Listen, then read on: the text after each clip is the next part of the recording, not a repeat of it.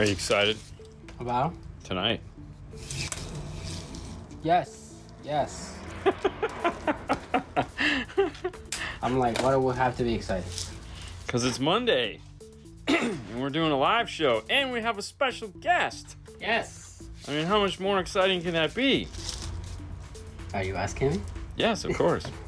Hi, Morel. How are you?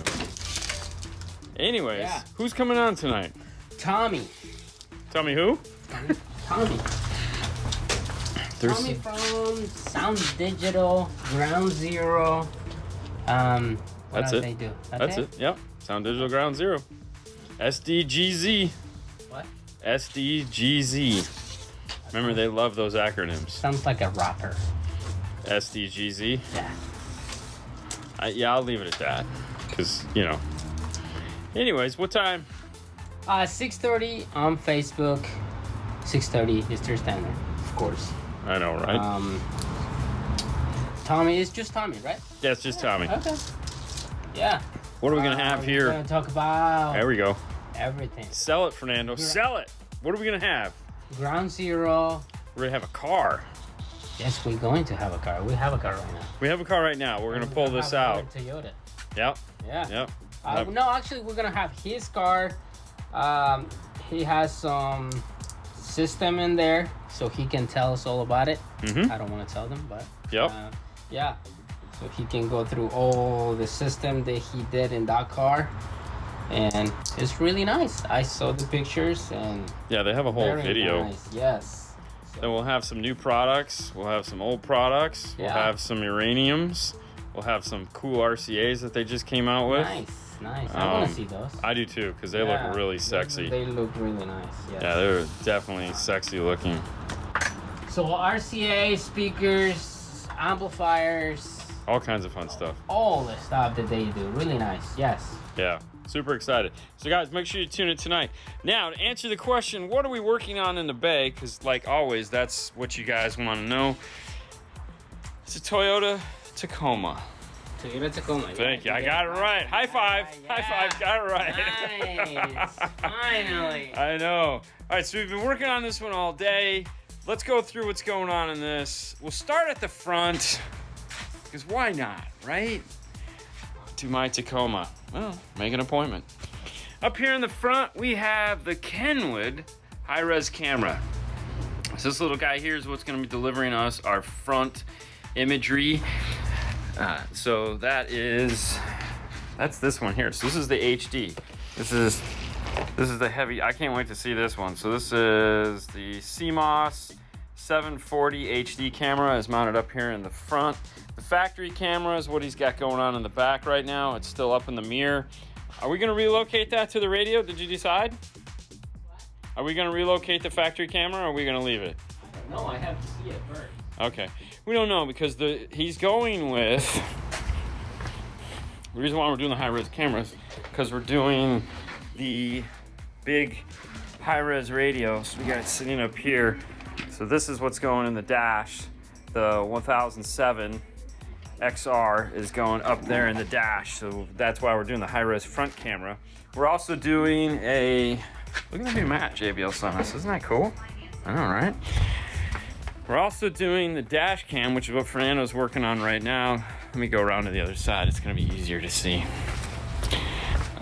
Just did a Haley special on my wife's Highlander. Freaking stupid loud. Thank you, Dean and Nando. Oh, you're welcome. You're most welcome. So here is the dash cam. It's a Kenwood dash cam, so that is going to plug into the radio and get controlled from the radio. So we're going to have a front cam, a dash cam. Right now, like I said, the factory camera's up in here. We don't know if we're gonna move it because it's a 480 camera on the bigger screen so it might look really, really bad. He doesn't want it. He's like, hey, you don't have to move it. I get it. So we'll see what it looks like as time goes on. For sound, we got the Focal integration series going in the door. So this is the mid bass. We added in the Roadkill sound treatment around it as far as behind it. We have the Perfect Fit tweeter. What makes these unique is that they have the factory plugs, so you can just plug in. Unfortunately, the factory speaker plugs in here, which means this isn't long enough. So Fernando lengthens the wire out so that it will reach. We just add like 6 inches to it, solder it all back together, and plug it in. If he needs to go back to factory, we'll just unplug, plug back in. Life is good there. But that is the whole thing, and it comes with all the connectors and whatnot, so you can just plug the thing in and boom, there you go. He also did the matching coaxial plug and plays in the rear. Right now, the dash is out of the car. We removed all of the factory loom on these because we got a lot of stuff going on the dash. So we're gonna have all the wiring for the 2 cameras, and then we have an RR2 going in, and then of course this is all the wiring for that. We have the pigtails off for the dash cam, for the front cam. This is going up to the radio. This is our output for our amplifiers. So we have all the speed wire that we can hook up to this, all 9 wires. This is gonna plug into the back of the radio, our OBD2 connection, and then the RR connections are here. Same harnesses for RR and RR2. So if you want to upgrade, you can, and you'll get those 3 MPOs, Maestro programmable outputs. This is the amplifier we have going in. It's the 9105, the new one. Well, it's not new anymore. It's been out for like a year. It's the one that has the bass knob on it. I think we're talking about it right now in the video that we have on part 207 going on the old YouTubes. This is going to be the mount. The wired RCAs are going to come around this side and go up into the dash. The power wire is going to just come out. There's a big piece of carpet. There's a hump right here, so these will just come into this and then go out and go up. I think the speaker wires are going to wrap around this way as well. I haven't decided yet. I haven't gotten that far. I just finished building this, so that's why there's nothing, no 1,000 zip ties or anything going on yet. Is the audio control DQ-DX a good DSP? Okay, it's not really a DSP. It's an EQ that has some extra features. So it has 2 channels of time alignment for the passenger door as well as the subwoofer that you can adjust and I don't remember what the millisecond delay is, like how many, it's not a full millisecond obviously, but you can turn them to move your center image over. So it is the basics of basics as far as what you would consider a DSP. Think of it more as an analog DSP. But with all that being said, it's a great piece to use, and it's super, I'm not gonna say super easy, but it's way easier than having to plug in a laptop. So would you agree with that, Fernando? Yeah, I still go with DSP, man. You're gonna get better results. I would agree wholeheartedly with that. Yeah. Is that Kenwood Dash Cam always on record option? It integrates with the radio and you program it how you want it to function. Mm-hmm. So it has the SD card built into it. Whatever you want to do. You tell it how you want it to work. There's a whole menu to set it up. I haven't dug deep into the menu structure on it, but I haven't heard of them. I have no idea. Could you use the Kenwood X with a Maestro RR? Yes, but you'd still need an AR. So the AR is what's going to turn on that. The RR does not communicate. So RR stands for radio replacement. AR stands for amplifier replacement. On the DSP amplifier, this guy right here, you need the AR, which is this that comes in the box, to turn this amplifier on. Whether you're using it as a standalone amplifier and or in an AR situation, you still have to keep this in because this controls this. It has nothing to do with the radio. So the RR does not communicate with this. They talk 2 totally different languages. But yes, you could use, so if you had, let's say this had the JBL system in it and we had wired this all up with this, and then he came back and he said, hey, I don't like this JBL radio. I want to get the Cool 1007 XR for my dash. Can I still use this? And the answer would be yes, of course you can. You're going to use 2-channel audio because that amplifier only has a left and right audio input only. We're going to take the 107, we're going to feed it into that. We're going to use an RR, which is, it would be this harness right here, exactly like this, because this is going to control the radio, that is going to control the amplifier. The 2 will still function the way they're supposed to. The only thing you'd have to do is run a remote turn on down from the radio over to the amplifier. And that's really it. And some RCAs, too, just a pair, single. and you're all set. Still don't understand why my sub started smoking. Never know, man. Don't know. But it's usually not a good thing. Audio fog, really good sounding speakers. Yes, they are. They're spectacular. For those of you that caught the Jeff Smith show, 2 weeks ago, he was talking about he runs audio fog in his car with Helix amplifiers. We go all over it. So if you want to have him talk or listen to him talk a little bit about the audio frogs, go back 2 weeks on Saturday and watch Talking DSP with Jeff Smith. We go deep into all the audio frog speakers that he's using in his car. Yeah. Kenwood is the best bang for buck. Maybe. Budget friendly 5 1/4 that can handle 70 watts RMS. Check out the Kenwood Exelon 5 1/4. I think that's probably the closest you're gonna get on that. 70 watts RMS on a 5 1/4 seems like a lot. So you'll be okay though. Is the new Mustang 5.0? No, it is not, because I don't need to go that fast.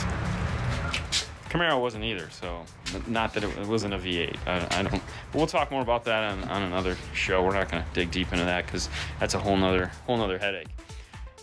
For a subwoofer in this, back to this car, we're going to be doing the Kicker Comp RT factory box. It's a 110 with a passive radio that you guys may have seen. And I don't have it unboxed yet, so it's still sitting here in the enclosure. It is going to go into the passenger side. You have to remove this little lip on the bottom, which we've showed a bunch of times. Man, I didn't even think about it. I can't even get to it. I got the seat in the way. Hold on, let me see if I can get this out of the way. There we go. Yes, I can. So this is where the factory, this is where our subwoofer is going to go. You have to remove this lip that they have. This will come out. We just use the router, just removes it, gets it out of the way. He also had a pocket that was here that had to come out, but the box will set right into here, and it's this high, so then you can actually, we take a bracket that we make that goes up underneath here and screws the box into place so it doesn't move. Also strongly recommend removing this back piece of plastic, otherwise you're going to lose all your bass because you're going to be firing that subwoofer into that piece of plastic, and it goes no fun whatsoever. Can you ask the Ground Zero guys to get an option to buy direct on their website? Listen, I wholeheartedly agree with you, and I'm lobbying very hard for them to do that. It's just a matter of, they do things the way they want, and that's that. But yes, we had a dinner meeting last night. One of the things that we talked about was that specific thing, being able to buy certain products off of their website. Who knows what will happen of it? I mean, all we can do is ask, and we've asked countless times. But we had a good dinner meeting last night, and you never know what will happen. Something crazy with my access. Put all kinds of errors on my dash. It happened. It's scary, but yeah, yeah. Yeah, I've been down that road. Dean, you pick up a pair of ACM, I seem sound wise. Okay, I can't understand that question. What zero gauge Firewall grommets do you guys use? We used the Stinger snap-in ones because we used the GM strip caulk to waterproof it after the fact, and we use way more waterproofing than we need. We put it on both insides and outsides, but they're just the snap ones. These are 2 gauge grommets, 4 gauge grommets. Yeah, let's see. We got a couple. I don't know what size this is. I don't think it's 3/4. It really doesn't have a part number on it, but that's what we use. Have you guys installed a system in a 2021 Mustang convertible? No, and I don't have a 2021 convertible. It's a 2020.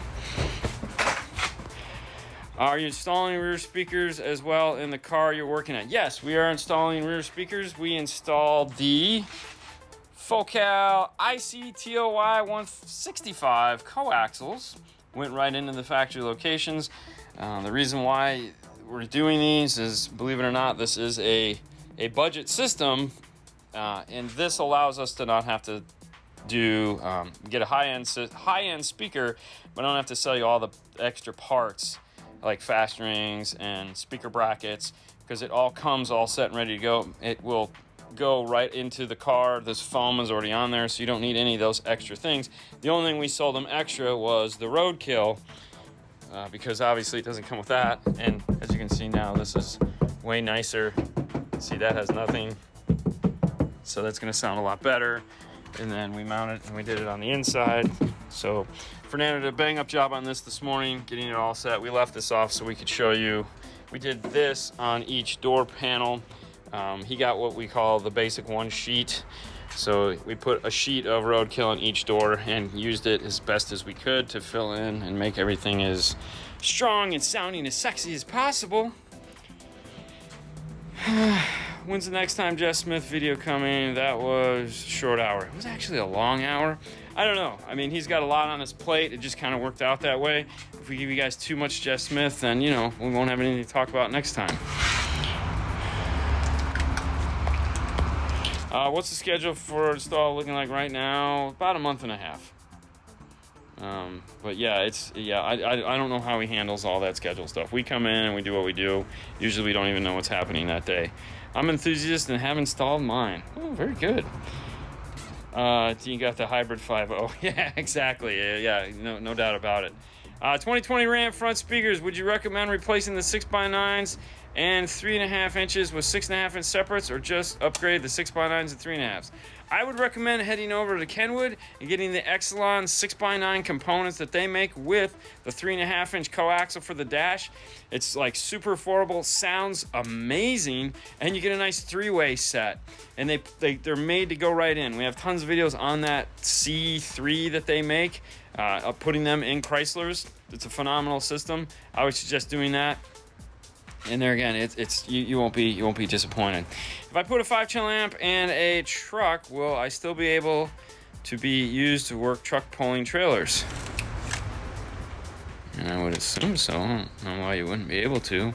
I mean, he's getting a 5-channel amp and he'll be able to do everything he's done in the past. It's not going to change anything. I have 2 Rockford Slim T1 2s with a 1000 punch mono amp. I also have an LC. Would you recommend for a DSP? You could go into a DSR1. You can go into, if you have an LC7i, might want to just graduate into the DM608.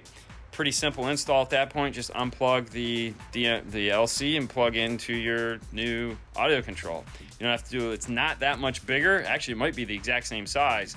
So, and all the ends are the same. Probably a good idea. Fernando just gave me an from up underneath the dash, so he totally agrees with me. I'm an enthusiast and have installed my own system after months of research and learning about car audio. Why do I keep hitting that? And electronics in general. What insight do you have about getting into car audio world? I tell you what, if you want to get into that conversation, I recommend watching me Thursday night over on Hi-Fi Vega's channel on YouTube. We talk about stuff like that because he's a hobbyist and a fanboy such as yourself, and I'm a fanboy and a professional. So the two of us, we get together and we talk about all kinds of fun stuff like that. That'd be a great place to start. Other than what you've already done, though, you're going down the right path. It's a great hobby to have. And most guys that do it for a living, this was our hobby before we started. But that's a real fun show to watch, and we talk about silly stuff like that. $15,000 budget, what would you recommend if I'm keeping the stock radio? Save another $1,500. That's what I would recommend. $1,500 for a budget, it all depends on what you're trying to do, but the reality of it is, by the time, if you're thinking about adding bass, you get a sub amp, you get a couple speakers, and you're right there. You're almost at that $1,500. So I don't know what you're trying to do for $1,500, but I would suggest keep saving, especially if you're trying to build a whole system. What you're going to end up with is a bunch of mediocre stuff, and you won't be happy, and so you'll end up saving more money to change out the stuff that you bought. So the best thing to do is come up with a plan. Do a bunch of online looking, find a shop in your area, and get a realistic idea of what you want to do in your car. If you can find some place that has speakers on display for you to hear, listen to some inexpensive speakers, listen to some expensive speakers. See what works for you. $79 set of speakers does not sound like a $300 set of speakers. However, There again, it depends on the vehicle you have and how intense you want to get with it. If you're looking to just upgrade a factory stereo and you want to keep it super simple, maybe replacing the radio, getting 6 basic speakers for the doors, and an amp on sub. But I can tell you, you're still probably going to spend more than the $1,500. Yes. And even if you're keeping the stock radio, you're still probably going to spend. You got to remember, even though you're keeping the stock radio, you still have to integrate into the stock radio, which means you still have the expense of doing that. There's no cheating the system here. You can get a good amplifier that has a good high level to low level adapter in it now, something like, let's say, a Kicker Key, or any of the audio control amplifiers have tremendous high level to low level adapters on them. But you're still, you're still going to spend more than $1,500. Even the basic Haley system, like someone did in their wife's car the other day, if you're planning on installing it yourself, you could probably get into it. And that consists of a Kicker Key, the 4.200 or 200.4, the 500.1, a set of components up front, nice components up front. Rears are optional, who really cares about those, and a decent subwoofer for the trunk. Plus, you still got power wiring kits, and if you're planning on having someone install it, you still have all the installation. That system usually goes anywhere between $3,000 to $4,000. So, and that's installed, and again, it depends on the level of speakers that you get into. So anything's possible. You're welcome. All right, listen, guys, I'd like to stay here and chat all day long. Listen, tonight is our guest on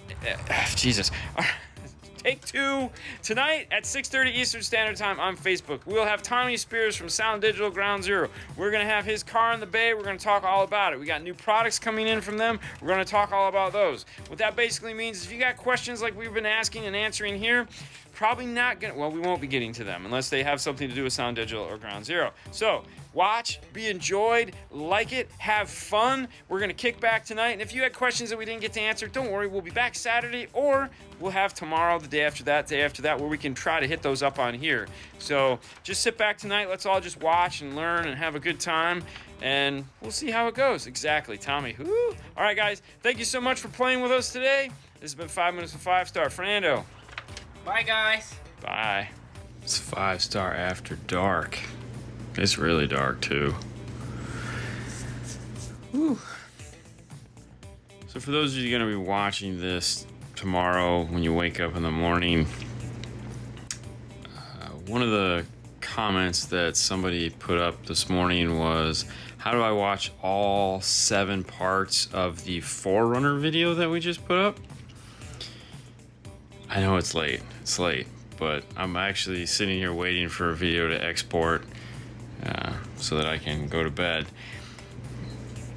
Anyways, as I was saying, somebody asked, how do you watch all 7 parts of the Forerunner video we just finished this today, well, yesterday, but anyways, the last video we did that was 5 or 6 episodes long was the Honda Accord, and we came up with the idea, how do I watch 1 through whatever?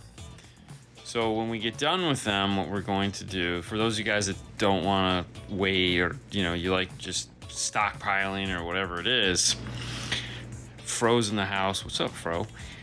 We're going to release the whole video. So from now on, you're going to get the whole series all in one. So it'll be compressed out. We'll take out some of the intro, so it's not like we're actually going to edit it and try to make it as streamlined as possible, removing some of the ending and all that.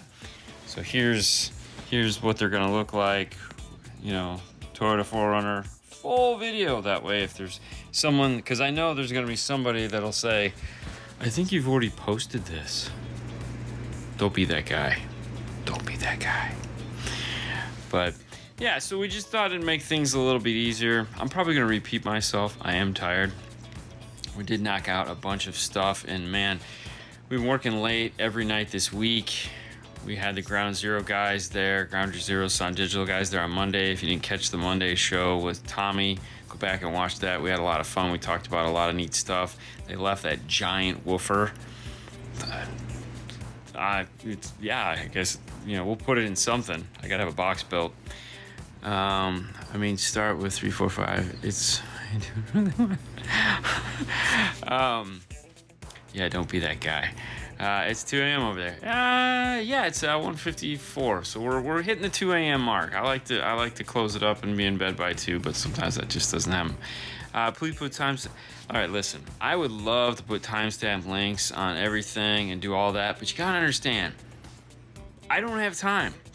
All right, it's 2 o'clock and I'm just finishing the edit for these videos to go up. So I don't have the time to make it any easier than it is. We edit the video for the next day that night. There's no backlogs. There's no way to put out the amount of content we do and have extra time. It just doesn't exist. I wish there was. That would be spectacular, but there's not. Thanks for sharing the knowledge. My wiring has been stepped up just from watching you. If you ever need any advice on boxes or wall builds, just ask. Thank you. Wall builds, I haven't done a wall build in probably 20 years. If you're new, I was a lead fabricator for many, many years before I got to 5-star. If you want to get an idea of some of that, if you watch my submission for Installer of the Year, I kind of went back in that video and showed some of the classic work I've done. We also have videos like Dean's Classic Installs or something like that, where we went back. I found some videos from cars I'd done back in time. Built boxes for a really long period of time and just got to the point where I absolutely hated it. Just the thought of sawdust and glue and carpet and vinyl it just wasn't, I couldn't take it anymore. Had to step away from it. But yeah, to me, I'd much rather pay somebody to do it. I'll design it, I'll draw it out, I'll tell you what I want, but somebody else can cut the wood and huff that stuff, man. It's not in my cards. I know some guys live for that. I'm not that guy. I would much rather sit there and wire things up and make them look pretty. Which takes me to another point. Make sure if you guys want to wire stuff up, head over to Mobile Solutions, pick up the wire ruler. Yeah, those things. Apparently blue and green are the colors because thankfully we've made 2 backup orders. So we made the initial order that we filled that had all the colors, and then we've made 2 extra orders for blue and green. So everyone's buying blue and green. I think those are going to be the clear winners. So we'll probably, once all the other colors sell out, we'll just make them in blue and green from now on. There'll probably be a few backups just in case somebody wants them. But blue and green have definitely, which I liked because the green was the color I wanted when we were trying to decide on what colors to make those things. Green was my choice, which also was kind of nice that they left the green ground zero woofer there because I was like, I like that color. Yeah, it's pretty cool. Maybe we should get some of their highs because they make some of the baskets for some of their speakers in greens too. I don't know. It's things no one will ever see, but it makes us feel good, right? All right, what do we got? I specialize in 4th orders. Ooh, yeah, but I dabble in 6.5 Ella. I'm a wood guy. I love making things with wood. I'm just not one with patience to wire. Yeah, no, bandpass boxes. Back in the 90s, that was all we built for the Orion XTRs. In the corner of my living room right here, there's 2 bandpass 4th order enclosures with cobalt subs in them that I built probably 25 years ago. But that's all we built. It was so much fun. Hey from the UK, products look good, clean, cardio fabricator vids. I appreciate all your dedication to the 12-volt industry. No problem. Would you use a 5-channel in your own vehicle, or would you prefer to have 2 separate amps for subs and speakers? 5-channel. I love 5 channels. I absolutely love 5 channels. I like 5 channels for many reasons. One, if I can, to me, as an installer, anything that makes my job faster, easier, obviously is going to be the way to go, but also more cost effective for the end user. If I have to install a 4-channel and a mono block, it's way more expensive for me to do that because you have distribution blocks, you have more power wire. There's a lot of things that go into that aren't necessarily needed for a 5-channel. So like the new audio control LC 1300, I've been patiently waiting for that amplifier. Now that it's out, it's fabulous. It's a ton of power in the 5-channel. I mean, there are some really big 5 channels out there, like B2, and there's I think Sundown might have one now. I don't know if I want to go that crazy on that. I think Arc makes a giant big one, which I'd probably do. But there again, that 5-channel customer is a really specific guy. You know, if you're cool with 3 to 500 watts for your sub, you know, maybe 2 10s, 110, maybe a big 12, perfect. Anywhere between that, you know, 70 to 120 watts for the highs. It's a lot of power. If you build the system right with the right efficiency speakers, it's going to be an amazing, just fulfilling system. But I'm a big fan of 5 channels. Now, as far as what I'm going to run in my own car, I will not be running a 5-channel. It has nothing to do with that. It's just, I don't own any 5 channels other than the Q class, and I don't want to put that in my car. Not because it's not a spectacular amplifier, it is, but it's the last one. And I'm slowly but surely, I guess I'm buying amplifiers to build my coffin with. It would seem like, you know, I'm gonna take them with me. What would you suggest for high pass crossovers for a Rockford component set mine at 125 hertz with the CC1, but not sure if that's where I should have set the crossover? If it's a coaxial, and there again, 125 isn't the worst. All right, if it's a coaxial, let's say you got a lot of bass, you listen to hip hop or any like real modern music, 125 at 12 dB, roll on. If you can adjust up to 24, you might want to kick it down to 100. If you're trying to go, like if you have like a T2 or something along those lines, 80 would be nice. It just depends on how loud you're trying to play it and what you are teaming it up with. So we always start at 80 and we kind of work our way up from there depending on the type of music the customer listens to, how it pairs with the subwoofer in the back of the car. Is there sound treatment in the door? Are there fast rings on the door? We're getting a lot of just buzzing and whatnot. So a lot of the times adjusting the crossover point will help to fix and alleviate some of that nightmare. She was always told it's like buying a TV with built-in VCR. LOL. If you break the VCR, you gotta. Yeah. The problem is with that analogy, there's only one power supply in the 5-channel amplifier. There's not multiple power supplies. I guess that better analogy would be the 5-channel with the DSP built into it. But at this point, we've been rocking the 5-channel DSP amplifier for so long. I don't get it. It's not that analogy. Because, I mean, those TV VCR combos, those sucked. I mean, let's be honest, they were crap. You know, you basically bought 2 really inexpensive things and shoved them into one box. Whereas when you're looking at like the 5-channel DSP amplifiers, those things are damn expensive, man. You're not buying garbage when you're buying one of those. That's for sure. Morning. You're a savage. No. Still trying to figure out what I want to do. My 10 premium and my 2021 Accord. 10 speakers and no, it's that tough, man. I really hope Metric comes out with a solution for the Bluetooth, because that would just be so spectacular. Or iData comes out with a solution for it, because that would be so spectacular also. You know, hurry up, Mark. Coaxial 6Fs in the back and Rockfords. Yeah, no. The 125 is, like I said, it just depends on what it's doing. I'm running 4 NSV315s in a 4th order wall. Whoa, God. 3-to-1, 10K, 8/8s, 4 super tweeters. So my story on that is, which we've told before, when we did one of the first cars I did when it came to 5-star, we were still building boxes then. We built boxes there for like the first 2 or 3 years I was there. It's before Fernando started. I had a guy with a Dodge Ram come in, and we ended up putting 4 T215s, ported enclosure, back seat where the Ram would go. It had 4 8s and 4 tweeters on top of the box, and then there was 4 6s and the doors, and then I think 2 more of the Rockford horn tweeters that were in the back, so there was like 6 tweeters altogether. Bunch of Rockford Power Series amplifiers. It was stupid, but in the sense it was really loud. I couldn't deal with it. The guy absolutely loved it. It was what he wanted. He's like, I want to hear my truck like down the road.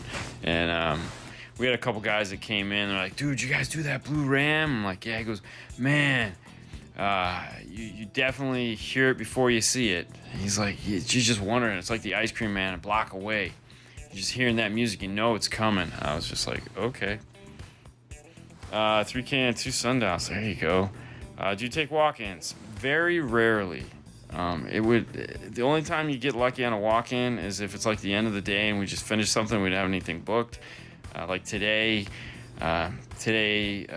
car came in that wasn't right, and so we ended up with like 2 or 3 hours, and so we had a couple oddballs, Jeeps, go figure, show up. And on the plus side, it also allowed us to film some of the videos because we were late Monday doing the show. We went out to eat with the Ground Digital Sound Duo, Tommy Who.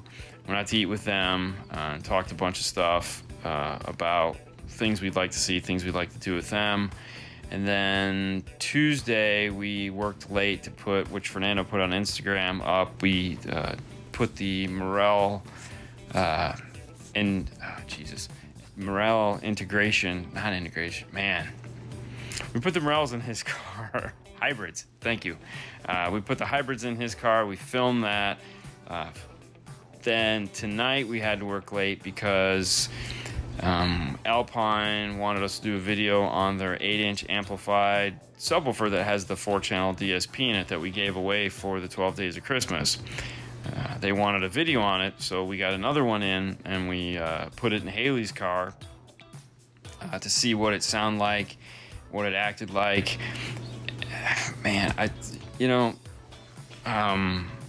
these little subwoofer enclosures that like JBL could put out, the Bass Pro Go or whichever one's the little boombox one that we did, like that was silly how much bass you got out of that thing.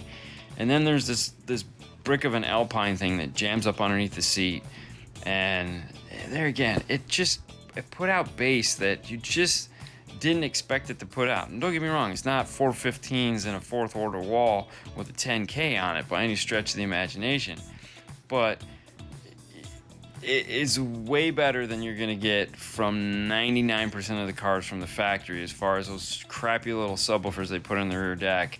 If you could fit one of these up underneath your front seat and you just want some impact to the music, but you want all your cargo space, you want everything, and you want a little bit more power to your factory mids and highs, this is just an amazing option. And I think it's only like $500 or $600. Like, you can't beat that. It's pretty cool. When one light goes out, they all go. It's like my eyes. When one closes, the other one closes. What is the best 4-channel amplifier you recommend? The most important thing to me is sound quality. Anytime anybody asks that question, there are amplifiers out there. Think of it like car. Like, okay, what's the best sports car on the road today? That's really going to depend on where you're at in your life. Some people might say a Mustang, some people might say a Camaro, some people might say some form of exotic Italian car, like a Lamborghini or a Ferrari, or all these McLaren. So there's good, better, best, and get the out of here, man, that's insanity. So there are amplifiers like that. The Audison Voce amplifiers. Amazing amplifiers. They make a 4-channel that would blow your mind. Sound quality through the roof. The 5.1 is one of my personal favorite amplifiers that I don't own yet, but will at some point. Channels 1 and 2 are AB class. Channel 1 and 2 are A class. Channel 3 and 4 are an AB class, and channel 5 is a class D for your sub. It's a front stage upgrade plus subwoofer amplifier, so you can run your tweeters on 1 and 2, your mid bass on 3 and 4. It's a staggered power. They make a 4-channel version of it. There's pretty incredible amplifiers out there. My favorite go-to 4-channel amplifier that we install a lot is, of course, the Audio Control D4.800. I feel it's kind of the best of both worlds. You get 120 watts by 4, and you can play it at 2 ohms. So if you get something like some Focal K2s or KX2s, the Kevlars, that are 2 ohm speakers, then you get like 200 and I think it's like 200 watts a channel, which is just like ridiculous. and it's got the full DSP built into it. And it's got an output. So one of my favorite combinations when I need power is the D4.800 and the LC 1.800. So there you go. Finishing my 17 Camaro. Thanks again for the non-Bose Amp Pro compatibility video. Perfect. Thank you. Recommendations for double din 2008 Dodge Ram 1500. So right now, radios are really hard to come by thanks to the AKM fire. Like Pioneer is out of radios until August. They're going to start production in July, so hopefully we'll see them in August. Kenwood has a bunch of new, I'm going to call them entry-level, affordable, call them whatever you will, that sub $300 price point. They're pretty nice radios. They're definitely not mainline Kenwood. But I still feel like the hidden gem in the Kenwood line is that 7706 or the 706, depending on whether you get it in the Exelon or the non-Exelon line. To me, it's a short chassis. It sounds really good. If you can get the Exelon one, even better. That's reasonably priced, and it sounds just phenomenal. So if you could find yourself one of those, I would definitely pick that up. 12 more days, and I turn in the... Okay, cool. Hey, so I've started selling car audio speakers and other supplies. You have any advice? Be honest. Learn as much as you can. Read as much as you can. Don't sell from your pockets. That is probably one of the most important things. There's two types of salesmen out there, and one isn't necessarily a salesman. One is a clerk. A clerk is somebody that when a customer walks in the door and says, hey, I want this, you go into the back, you grab it, and you sell it to him. That's a clerk. When you go buy gas and you ask the guy for a set of lottery tickets, some Marlboro Reds, and a Coca-Cola, and he gets that for you, he's a clerk. A salesman is somebody that sits down and listens to the customer, tries to find out, asks them questions like, what kind of music were you listening to on your way up here? What's your favorite song? And also you ask these questions because you have the knowledge behind them to recommend them things that they want or things that they think they want. If you don't have displays or you don't have that knowledge, well, then you build a car so that they can hear your car, and that way you have some form of reference. The whole idea is that you have to find a way to connect with your clients and deliver to them what they're asking for, not what you're trying to sell them. In some cases, there are, hey, you sell from the stockroom. It happens. But, I've had plenty of people. A guy came in today with a Escape, and he was like, I've been all over town, and everyone wants to sell me stuff. I'm like, okay, well, what do you want? And he's like, I want a sound quality system. I'm like, okay, cool. What does that mean to him, though? To me, a sound quality system is something totally different than what this guy wanted. This guy, he just really wanted a subwoofer and to make his new coaxials that he bought louder and add a crossover to them. Took maybe 10 minutes to figure that out by just asking him some questions and letting him talk to me and tell me what the problem is. We sat in his car, we listened to it. He's like, see, there's way too much bass coming out of these. These things would sound so much better if I could block that bass. I need one of those things, those X-over things. I'm like, definitely. 5-channel amp, small subwoofer in the back, rocking and rolling. We hit his budget, took his deposit, booked the job. They don't all have to be gold bricks and super. It's just, you got to take your time and listen to what people want. Did you ever listen to... No, I'll have to check that out. I just want my Moscone DSP retuned. Just ordered a D4.800 for now until the D. Yeah, I know. Trust me, I want that D1300 to come out. One more you can't afford. I know, right? Input on the Rockford Prime R604D. They're discontinued now, but I snatched one for $150. Good deal. And I think it was a great deal. It was. Yeah. No, that was a good deal. It's a nice amp. Just because they can't, A lot of people get caught up on when the new stuff comes out, the old stuff's automatically crap, and that's not the case. I mean, the new stuff comes out, it's a different product. It does different things. It doesn't negate the old stuff being bad, or is garbage now, or it's inferior, or anything like that. It's, put it this way, if you buy something today and the new version of it comes out tomorrow, but you thought today this was the baddest bitch on the block, it's still the baddest bitch on the block. It's just yesterday's baddest bitch on the block. Today, that new one may or may not be better, but that doesn't necessarily mean I have to have that one. I still have the one I thought was the baddest bitch on the block, and at the end of the day, the only person you have to impress is yourself. What about Moscone Amps? Yeah, what about them? They make phenomenal amplifiers. I can't think of every brand, man. Plus, it's 2 o'clock in the morning. Give me a break. Don't you have to work in the morning? Of course, I always have to work in the morning. It never fails. Have you thought about doing SQ build? What is an SQ build per se?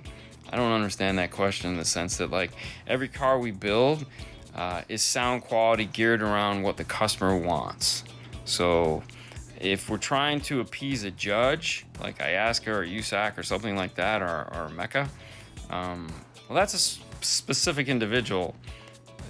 I'm not down for that. I'm not saying I wouldn't do it. I'm just saying that's my thing. My thing is to make you, the end user, happy. And you have your taste, and I want to make sure we deliver on that point.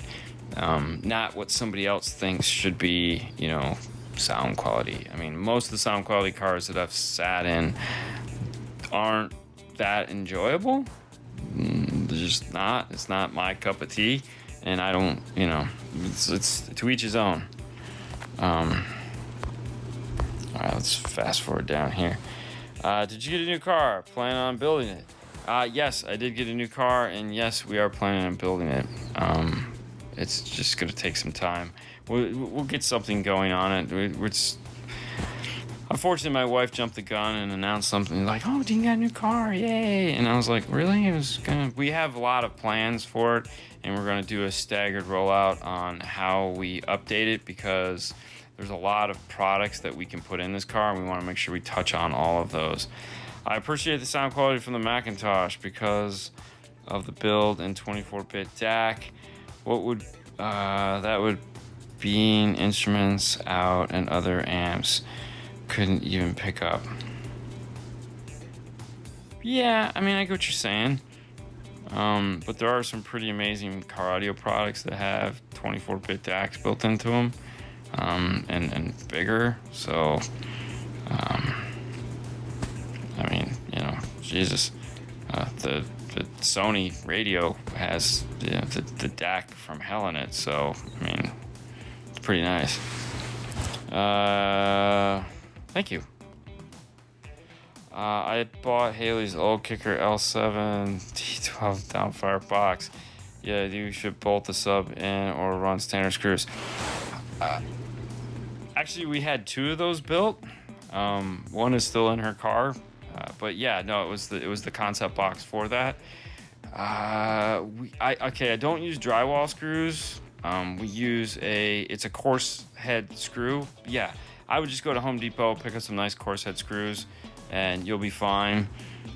Especially for an L7, you don't want to use drywall screws. They suck for that. But yeah.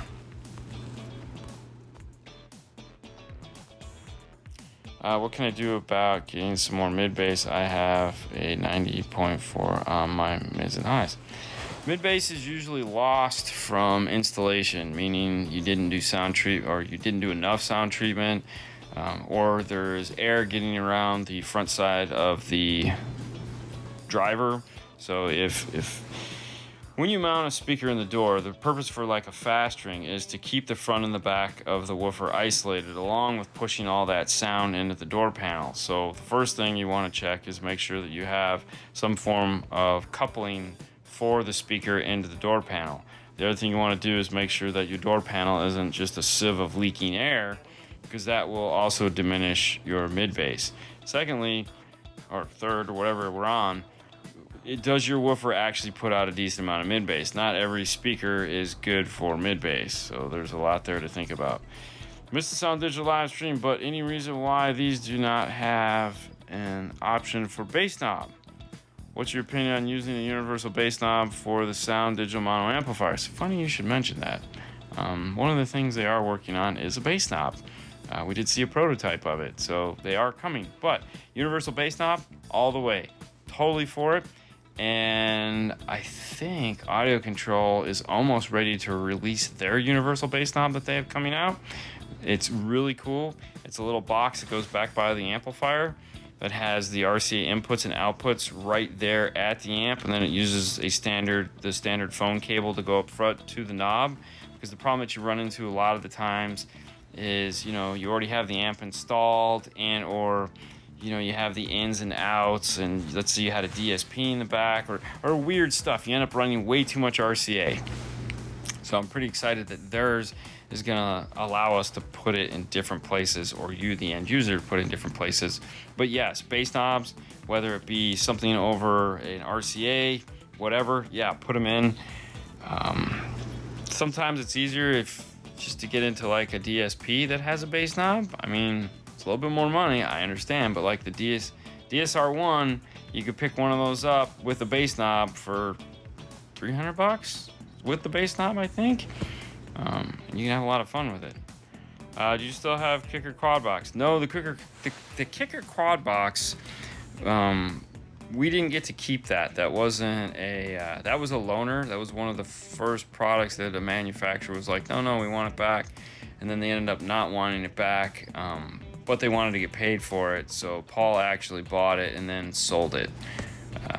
So it had nothing to do with me. We were planning on just sending it back, and at the last minute they did some weird stuff, and I was like, yeah, whatever, I don't care. But no, I didn't want the quad box because I didn't know where I would put it. It's kind of big, and it couldn't stay in Haley's car. That just wasn't realistic.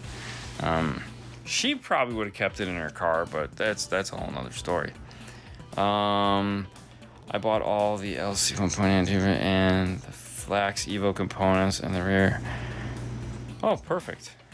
Wow, that's gonna be a nice system. Best sound digital material on a budget. Not looking for cheap out, but also not looking to spend second skin money. Man, if you could find that Ground Zero kit, it's totally worth it because it comes with everything you need. Otherwise, look into a bulk kit. We use the Stinger Roadkill. It comes in a bulk kit. There's a lot of other, hell, even Dynamat. I mean, why not just go old school Dynamat? I mean, they're the OG, they're the original, they're the ones that everyone is copying. I'm sure you can get a bulk pack from them, pretty reasonable. But that's what we use. How would you rate the L7R series sub, like smaller installs? Listen, it's an L7, man. You kind of can't do any wrong with an L7. It's just gonna rock. I think you're good. Go get some sleep. I think you're right, Fro. I think it is time. I just wanted to stop in today, guys. I know we haven't been going live in the install bay in the last couple days. Things have just been real hectic, but don't worry. We'll be back in the bay tomorrow. We'll do some 5 minutes of 5-star action. We'll answer a bunch of questions. My video is done, so I'm gonna go to bed. You guys have a great rest of your night, and good morning if you're just waking up. Whatever happens, we'll see you tomorrow. Or actually, we'll see you later today. Bye, guys. Good afternoon, everyone, and how are you doing? Hopefully everyone is doing well. What?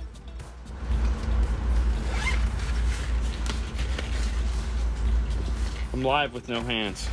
Oh. I'm like, what are you doing?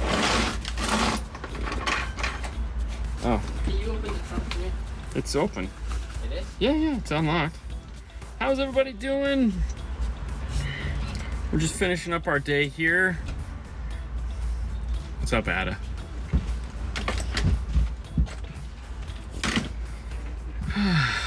How are you doing? How you doing, Fernando? Oh, can't be better. You could, and you will be in like 20 minutes. It's 6 o'clock. I'm in. It's not bad, right? Play some Vanilla Ice. Ice, ice, baby. What's up? Hello from snowy California. Oh, Bobby's getting snow again. Yeah, I know, right? It's hot here. Hello from New York. Going back to Cali. I'm going Cali. back to Cali. Cali. I don't think so. Working hard as usual. Today was a fun one. I got to be honest with you, in the sense that that's me being facetious. Today was a bit of an interesting thing. I didn't have a lot to do, but they were both very challenging. Hello from Greece. I would go to Greece. I love baklava. I love gyros. I loved Greek food. My favorite thing was Greek food until I stopped eating meat, and then I bet you they make that there with like goat meat.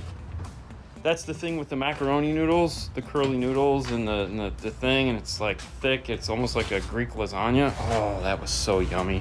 Hello from Massachusetts, LL Cool J. Gonna rock the bells. Hello from Salt Lake City. What's up? Is it better on your day off? Oh, 76 here in New Jersey. Ooh. Wow. That's What's better? I don't know, but it's 76 in New Jersey. It's pretty nice. Oh, you have the air on, do you? I do. I just noticed that. I'm getting a slight breeze right here. I was like, dude, oh, what does that say? Dude, next time we hang out, we need to eat Greek. Oh, exactly. Yeah, I'm down. I don't know of any Greek places in, see, the Greeks are here, and so we have Tarpon Springs, which is 2 cities up, and that's where the Greeks are. The sponge docks, as it were. That's where they came and settled here in Florida, and that's where you get the good Greek food. As well as when I grew up in high school, my best friend was Greek, and his parents own a restaurant. And his mom was like, actually his dad was the cook. His mom was great, but his dad was like next level shit. Now I'm hungry. Dean, what do you think about the audio control 810? I have one right here. Actually, I have 2. I have one right here. Do you know where the other one is? We have another one somewhere. Oh, there it is. Yeah. Yeah. I'm going. Definitely, Ada. Definitely. Oh, Euro tonight. Oh, that's not a bad idea. The fuse holder. The Steve Me fuse holder. We'll get that in the car. Don't worry. Polka Access 3-way components or Rockford T2 components. Oh, the Access. The Access for sure. However, there's one on here. Well, you want it loud. I'm guessing you're going for silly loud. But one that you might want to consider that is still silly loud. Where's it at? Where's our new book? Is this this one? Yeah. Hold on. Where's it at? I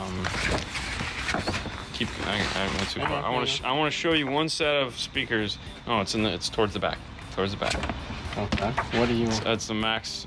Those. Where's the 3-way set? Do we have the old one? The old one had a picture of the 3-way set. Well, I think. Let's see. Move. Do you still have the old? Do you still have the old catalog up here somewhere, or did you throw it away? No, it's there. I think. Man. Here it is. This one. I'm sorry. Give me 1 second. I'm trying to find something. We put these in a... Right there. Dude. Yeah, I know, but they had a real... 6.5. I know, but they had a picture. I thought they had a picture of it in here. Okay. Maybe not. Right here. Okay. Right here. Is that them? Yeah. All right. So, Morale makes the Maximo Ultra 3-way set, which is the Maximo Ultra 603 Mark IIs. We've done a couple sets of those now, but the first set that we did that really turned us on to those, because honestly I didn't even know they existed, was the guy had a B2 Audio 6-channel amplifier, and we put that on there full active, and he had some big ass subwoofer in the trunk, so it was like almost an SPL build, and those things were freaking awesome. So something to think about, because like you didn't have enough already on your plate to torture your brain with. What are we working on today? Let's go to that. Let's show them what we're working on today, Fernando, shall we? Let's show them the work that you did here. We have a BMW 3 Series convertible. It's a hardtop convertible, and they wanted a backup camera because everyone wants a backup camera. They just got the car and they want a backup camera. So Fernando, oh, it's locked. Do you have the keys? I think it's open. No, it's locked. That's what I just said. It's locked. Door's closed. It's locked. Thank you. This hardtop does somersaults. So this piece here comes up like this. This piece here goes down like that, and then this whole thing, and then this flips up like this. It does crazy things. And they wanted a backup camera, so the backup camera wire comes out of here, wraps around here, goes down here, around this way here, over, down behind this, and then it switches back around this area here, and then comes back forward before it ends up coming out right down here into the car. So that's like, it's like 6 feet of wire just to do that.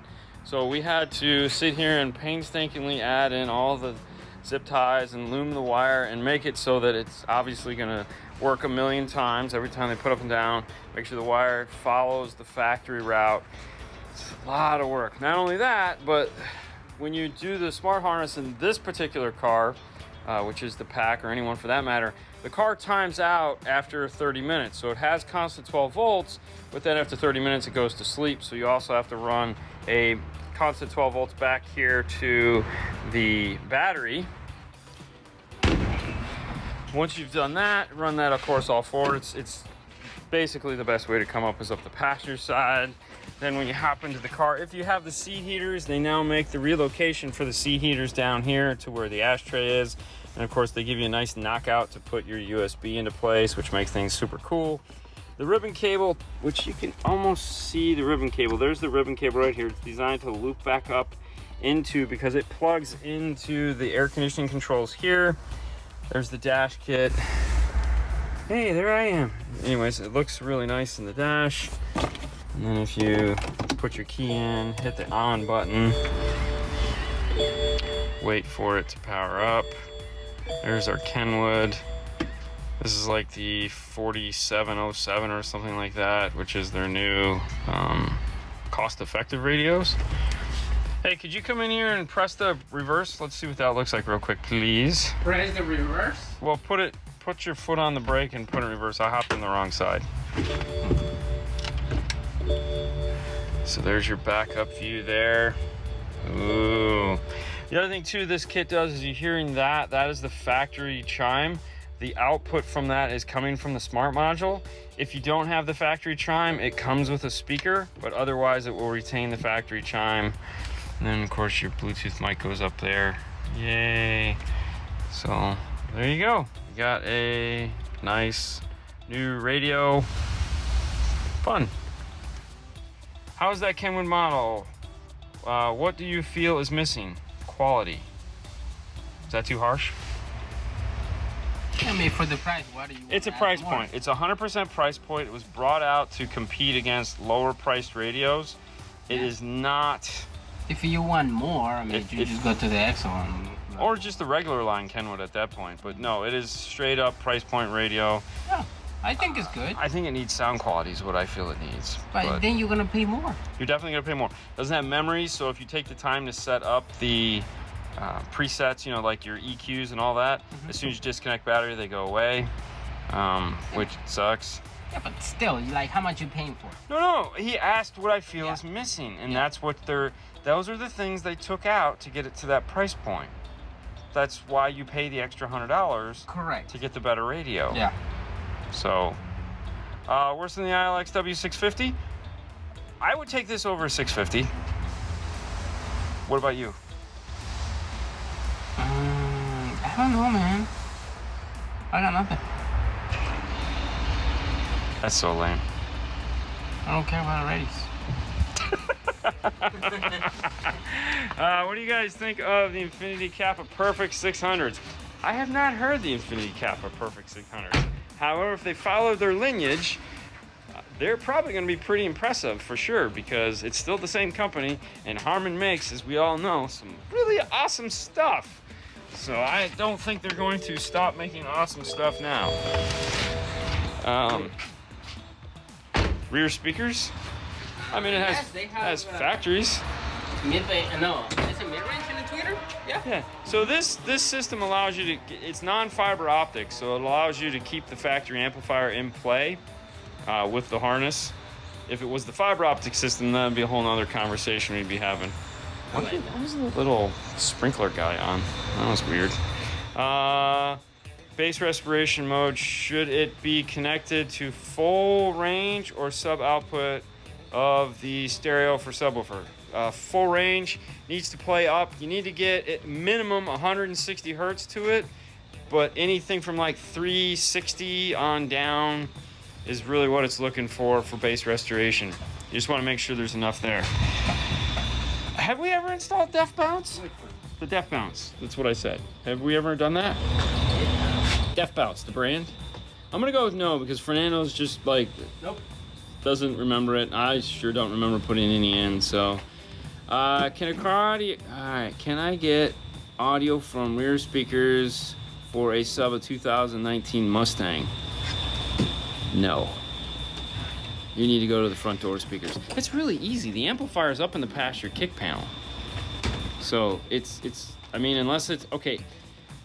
If it's the base model doesn't have the three-way set up front, yeah, it doesn't matter front or rear.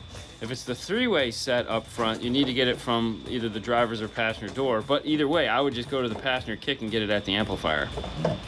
So, and not only that, actually, if it's the three-way set, you could, and you're keeping the factory amplifier, you're only adding a subwoofer, that's going to be variable voltage out of the head unit. So you could solder in an RCA and be done. Anthony, what's going on, my friend?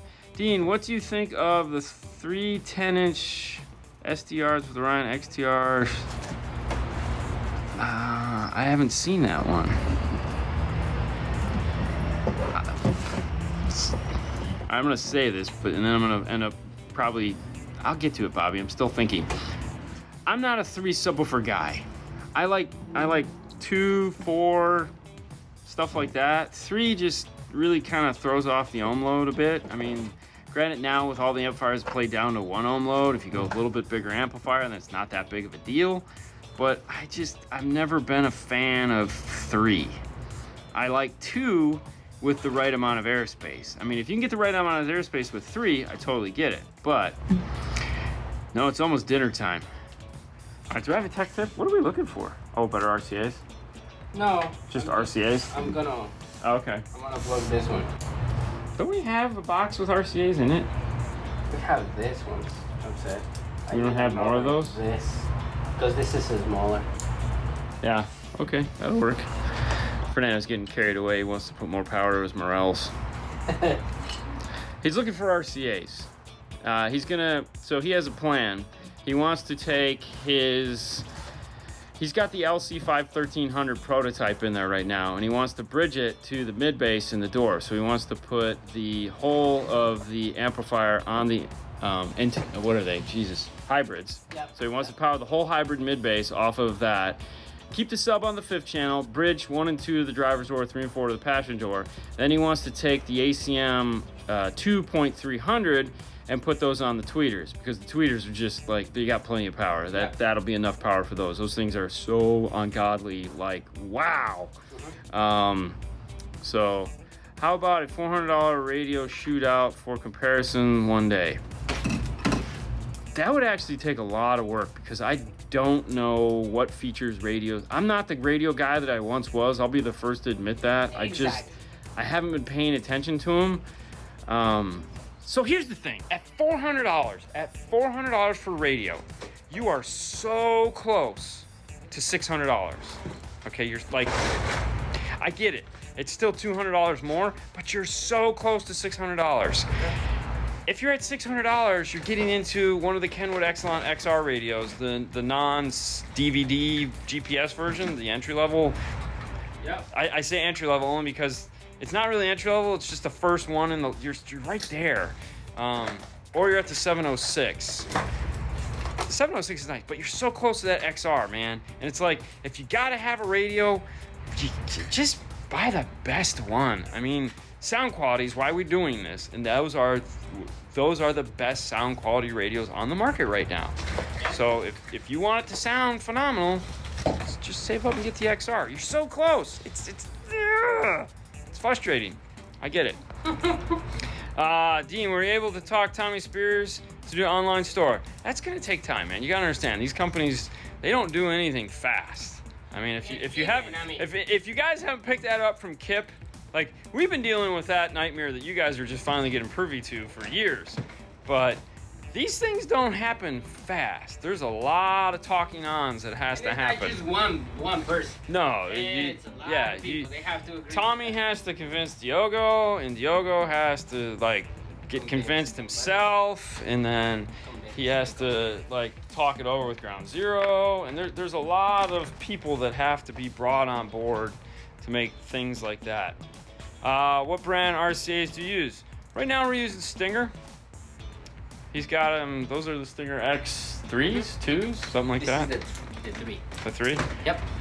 Do we have a tech tip today? Did we do anything technical? I mean, we did, but we've talked about that. Tech. All right, I got a tool. I got a cheap tool. All right, this is cool. All right, I think they're like $35, which I know, maybe they're like cheaper than that. All right, so one of the things that we do a lot of is we need to get into a wiring harness and find out what's going on.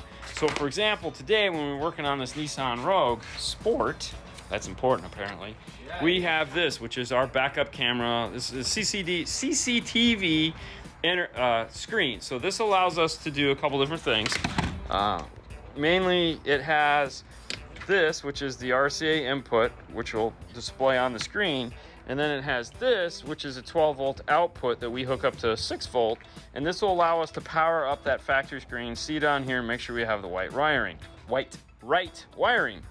But before we power it up and whatnot, we need to find that wiring. So we have to be able to plug these into certain inputs, the plugs on the back of the radio. So we need this, we need a digital multimeter. There's 4 wires to work a factory backup camera, usually. And that's if it's just a standard coax. If we're talking about like the new Volkswagen or the new high-res Dodge, those are out of the question. We're thinking old, normal coax style, RCA type backup cameras, which most on the road still are. You need a digital multimeter because you need to find the 6-volt power and ground, because all factory cameras are 6-volt.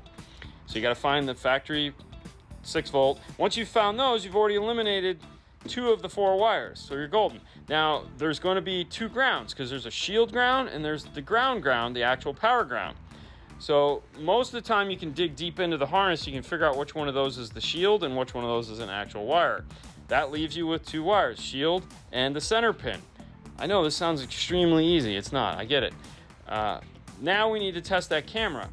Well, we don't want to just like splice open the wire, because we might actually be grabbing something like an aux or a data or anything like that. So we picked up these thanks to our friend over there, Todd Ramsey, who donated those really cool oscilloscopes and whatnot. Todd turned me on to these, and it's one of those things where it's like, why don't you have a pair of these? And I was like, I don't know. And what they are is they're little tiny needles like this, and they have an end in the back. And this guy right here is what plugs into the end, and then it's got a gator clip on here, so you can just clip it on to your test lead of your digital multimeter.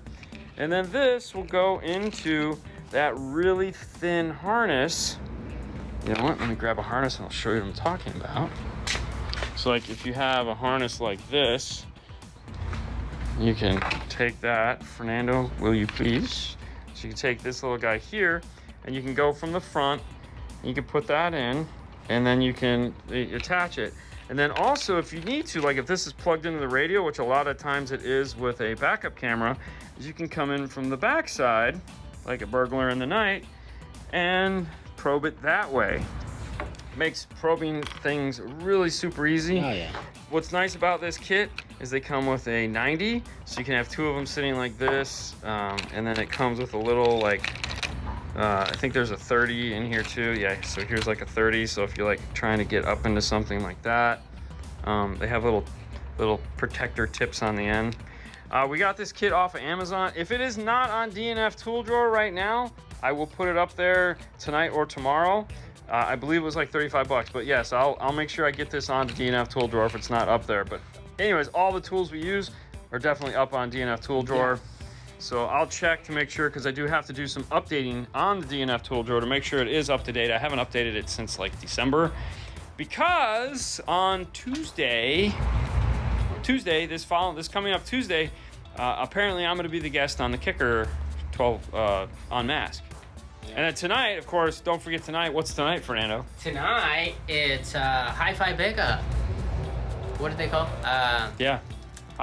Yeah, reverse polarity. There you go. Wow, I remembered it for once. Probe it from the back. Thank you for getting that joke. What? He got the joke. Probe it from the back. Back probe kit. Yeah. Anyways, we're all a little perverted. Yeah. What she said. I know, right? That's what I can use to test my crossovers without ripping it all apart. Yes. So definitely that's my tip for today as far as things that everyone should have access to.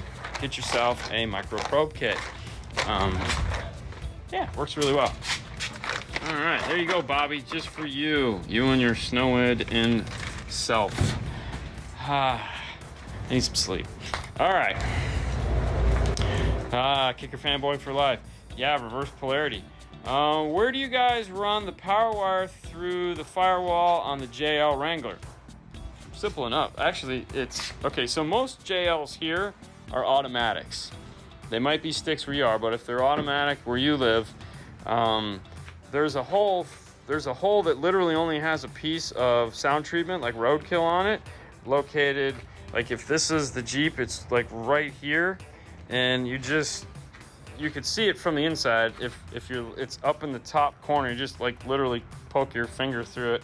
I like to take a knife and just do a little smiley face. That way I can fold it up and run my wire through that. Otherwise, you have to drill a hole. Do you know where we drill a hole in that one? We didn't drill a hole. Yeah, it's a plastic. No, I'm saying that's if it's a stick. If it's a stick, we got to drill a hole. Oh, it was the same thing. Automatic goes. Is the hole still there? Yeah. Okay. Well, there you go. So, yeah, that's it. It's there. It's easy. Easy peasy lemon squeezy. People love the back probe. Back probe is where it's at. Are you going to wire that up tonight? Yeah. Oh, okay. Yeah, I'm going to just... All right. Well, it's time to go. All right, listen, guys, it's time to go. Hey, make sure you head over to Hi-Fi Vega on YouTube. Catch us tonight. Ooh, we got a fun one tonight, man. Oh, we got pictures. It's going to be a little bit of show and tell.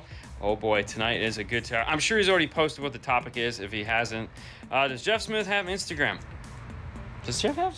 Yeah, I think so. Yeah. I don't think he ever posts anything on it, but he does have Instagram. He used to when he used to travel. Yeah, he used to when he used to travel. Now he's not traveling. There's really nothing going on. Exactly. Yeah. Yeah. Mm-hmm. Sunday we'll be out hanging in the parking lot with him. Later. See ya. Bye, guys. We'll see you tomorrow, and I'll see you tonight. See you guys. See ya.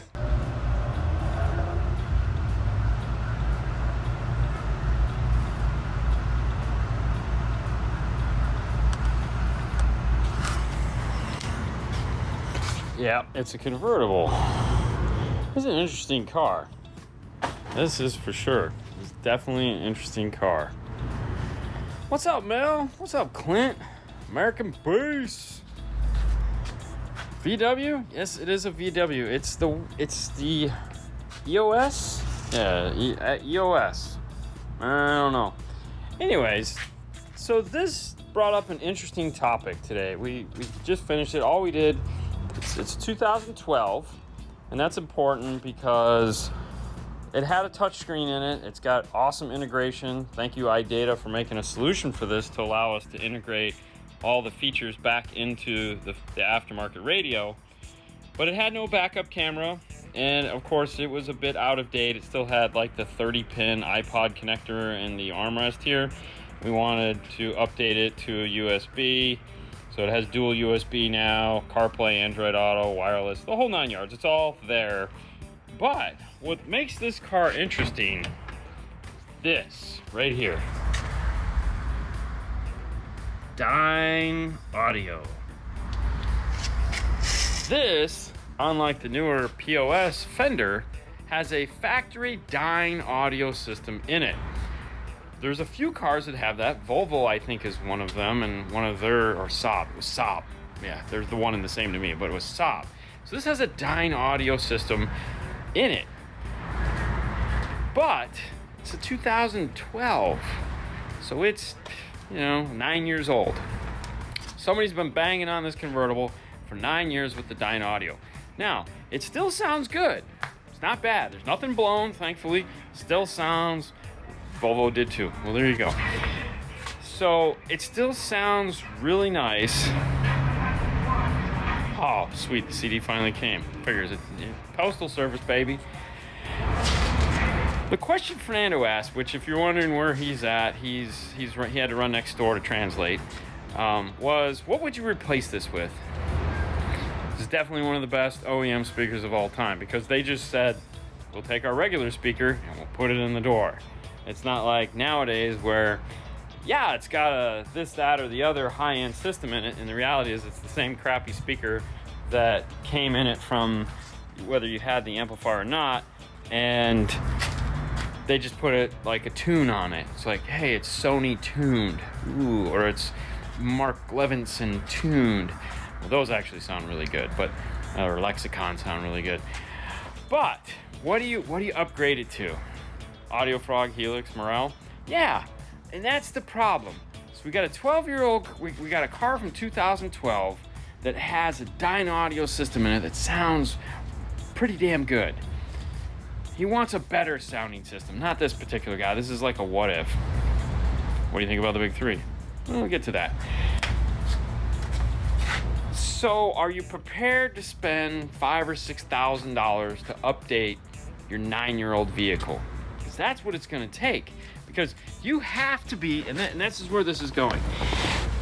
If you have a car and you really love that car and you love the way that car sounds, but you want it to sound better, how do you do that? Well, you have to go better than what's in there.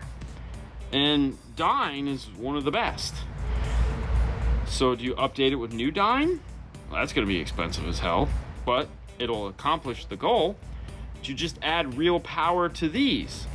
Maybe, but you got to be careful, because the whole circle of life thing, meaning that like that amplifier was designed to work with these speakers, and they might have made a speaker that's designed to work with like that small amount of power because of how efficient they are, and then you run a risk of blowing them because they have low power handling.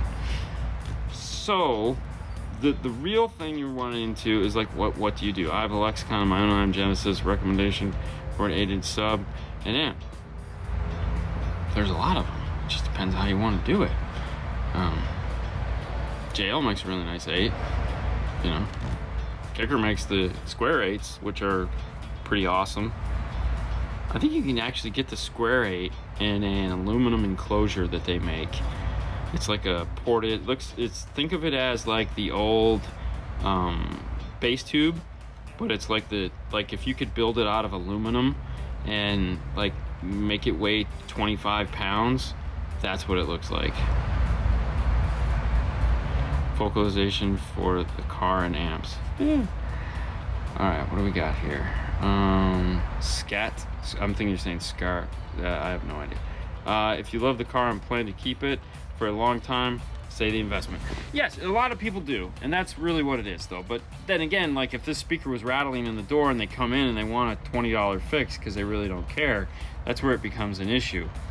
And then it's like, only replaced for me, Audio Frog, Illusion. Oh yeah, I just got those Illusion 3.5 cents. Go to for custom sub boxes. Depends what you're trying to do and what type of sub box you're trying to build. There's a lot of choices, but this is Rod H from this morning. Can't wait to receive my calendar have it placed in the office, waiting for it. Thanks. I'm gonna try to get those out this week, or I should say next week, because this week's over. That's my plan. I'm almost caught up. So the Camaro's gone. So we got rid of the Camaro. If you, yeah, the Camaro went bye-bye. So there's no more Camaro. But it was fun, and the last week I had it, I really missed not having it in because we put the factory screen back in. So that was kind of a bummer. What 215 sound like? I don't know. I would just go with two W712s, to be honest with you. Dean, I need a D5 1300. I'm sick of waiting. I know, but they're coming. They're coming. I need one too. I don't know why, but I mean, I do. I want one. After planning the system, what's the first stage of install in your opinion? For example, sound deadening, wiring, etc. Funny you should ask. Fernando and I spent a good portion of the day talking about that because of obviously the new car. What were we gonna do first? Sound treatment is definitely on the list of things that you should do first. Most people don't want to do that. You know, if you're doing it your own, taking the time to really get in there and sound dampen the car is, to me, yeah, that would be step one for sure. Wiring and amps, those kind of go hand in hand. I'm not the guy, like, as you've seen, I hope by now, plenty of the videos. I don't run the wires to the back and then hook them up. I think that's like silly. I like wiring everything up on the bench and then running the wires through the car. That way everything is exactly the way it needs to be, the right lengths and all that other fun stuff. The only caveat to that would be if you're going to be putting barrier strips and distribution blocks in the back, in which case, yeah, you just have to plan out where you're going to put those on your amp board so that you have them. Audio systems, our boy Anthony, they just got done doing that car for the customer that had our audio control amps in them that they had us laser our names in, that Jeff sent them. I like the way he did that with the barrier strips. So I mean, that's a really good way if you're gonna run the wires back to accomplish the same look as what we do, and take more time, you know, I guess would be the easiest way to do it. But I'm a big fan of the sound treatment going first. The only bummer to it is, like, if you take the doors off and you sound treatment them, it would be nice to be able to put the new speakers in at the same time. That way you don't have to take the doors off twice. Just pulled my hybrid passive crossovers and went active on the D4. It's loud. Can't imagine Nando being more. Dude, let me tell you what, they are so loud. Oh my gosh. Yeah, they're insane. We were talking about that today too. Yeah, because we were like, do we film that? I don't know. I just did a 13K system on a 03 F-150. And there you go. See, that's exactly what we're talking about. And I'm sure you did a bang up job on it. You know, you can't ever tell what is somebody's love, what is somebody's like awesomeness, what they want. Like an 03 F-150, I don't know why, I can totally see that. But yeah, but I feel like a lot of people that get, like, if this guy bought this and he knew he had the Dyna audio system in it, like, he's cool. He like did the right thing. If he just bought it on an accident and had it, then that's a little bit weirder. But it's when we get the guys in that have that 10-year-old Lexus or that 10-year-old Infiniti or that car that had that premium Bose system in it, and they're just like, yeah, just throw some stuff in it. And we're like, okay, slow it down. Like, how long have you had this car? Have you had this car for a minute? And it's like, yeah, well, did you like the way it sounded? Oh, it sounded amazing. It's just getting old. Well, yeah, but we want it to keep sounding amazing, so we just can't throw stuff in it, as you say. It's not going to sound good. And I feel a lot of people don't understand that. They're like, speakers are not all created equal. So we got here, hey, Columbia's in the house. What's going on? So what are getting in place of the Camaro? What did I get in place of the Camaro? I got a Mustang. If you want to know more about the Mustang, tomorrow on the Boring Life of Dean and Haley, I think that goes up at like 9:30. We do a show about it and show you what it is right now. What did you replace? Yep. Oh, I read that. I typed it twice. 2018 Ram 250 with backup camera in the rear view mirror. Is there a way to move it to the Alpine Alex? in the dash that will look good. If it is the non-high-res camera, then yes, it's a standard coax at the mirror, and you can relocate it down to the ILX W650. If it is not, if it is the new high-res camera, there's nothing you can do for it. It's just gonna stay where it's at because there is no adapter for it. So that would be something you'd have to get up in the mirror and check out. I watched the video of the Ground Zero. Oh my God, what big amplifier is crazy. I didn't know they had so many options. Yeah, dude, let me tell you what. That was another thing we were talking about today is amplifier choice. They make their elite or whatever they're called amplifiers, those rose gold ones. They make a 2-channel and a 4-channel, and it's like those things have been mocking me for years now. And it's like, is it time? Is it time? Do we get that? And then it was like, I need 3 of them. So I need a 4-channel and 2 2-channels. So I don't know. There's a lot of, that was the debate today. What amplifiers did you get? You know, because we're gonna have the Morels in there, and they can handle a boatload of power. And I don't know. I mean, we're gonna make a lab out of it, so there's gonna be permanent equipment and equipment that can be put into it. But we want to do something that's extremely high end, so that we can use it as a reference point of like, all right, well, this is a flagship amplifier. This is what it sounds like.